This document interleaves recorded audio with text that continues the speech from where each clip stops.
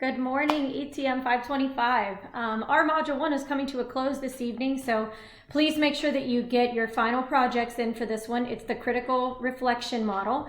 And remember, this should be done in a chart. It should not be excessive writing. Keep in mind that everything, the biggest part, I guess, would be what your interview with your stakeholders, just reviewing that information. I see a couple of folks turned it in, so I'll be beginning grading those this afternoon.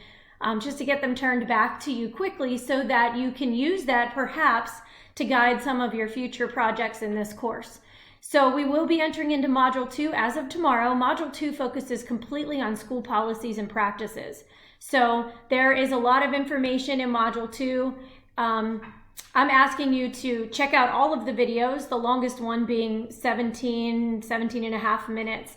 But then whenever we get to the readings, there's so much information, so many things that you could go into, but I want to try to find things that are interesting to you.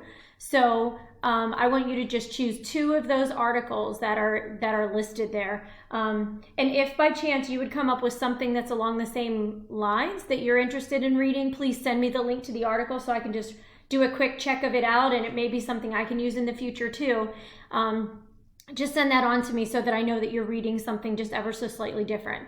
So I tried to keep these, the policies that I gave you readings about, kind of very specialized, but there are so many other policies in our buildings that affect student learning. And that's what we're going to be looking at is, as leaders, what are the policies that we have in effect in our schools? And do those create barriers for students? Are they helping the education? Are they hindering the education? Are they helping the access to our buildings? Are they helping the access to rigorous education? Are they helping the access to communication, or are they hindering those things? So that's going to be our big focus for this, is just basically on policies and how policies come about.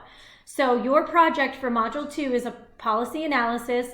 Again, sort of similar to what our critical reflection model looked like. I'm going to ask you to do a chart or some kind of visual. I'm giving you a little bit of flexibility here to look at 3 policies from either your student handbook, your district policies and procedures, or any other document that shows policies and practices in your school. We have a ton of them written often into our philosophies, our policies that we break down our philosophy in.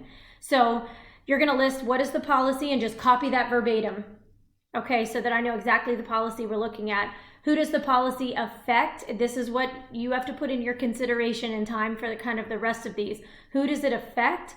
For whom was the policy written? And that's basically asking you who will benefit from it.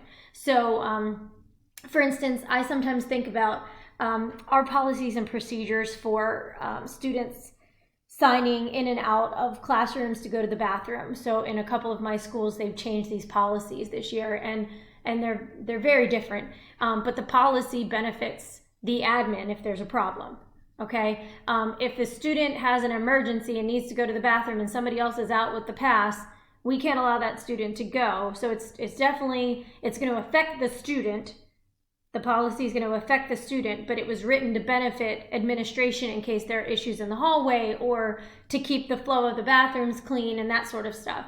And then what are the possible positive and negative outcomes? I'm asking you to imagine and kind of project what could those positive and negative outcomes be. And then what I want you to do is to then do a 2 to 3 page, don't make it any more than 3 pages, of your overall understanding of the policies in your district and how and why policies should be written. So that's your chance as a leader to kind of dig into those. I'm also asking you to make sure that you go back into looking at your textbooks and your articles that I've provided for you to give you some resources to show that you understand the connection between the literature and the research and what the topic is. Keep in mind, and we will be going back to this book, but in ETM 521, you were introduced to the Listening Leader book, and I put this in my last video also. Feel free to use that book as much as possible, or any of the books or articles and things that you've used in other classes, but specifically that book for as you're looking at policies, because that is one of the ways when we consider how policies are written, being a listening leader and taking a look at all of your levels of data can be extremely helpful whenever you're writing policy or considering new policy. All right, so that's your introduction to Module 2. I look forward to having you guys all on the discussion boards again soon. You did a great job kind of banging out the discussion forums for Module 1 at the very end. There's been this burst of discussion forums in the past 4 days. So I've been trying to keep up with them because you know how they flow in. So a couple of them I missed, and I found them again. I found them this morning as new posts from a couple of days ago. So just keep in mind that we want to keep the workflow going. So by this Wednesday, try to get in to make your first initial post for Module 2.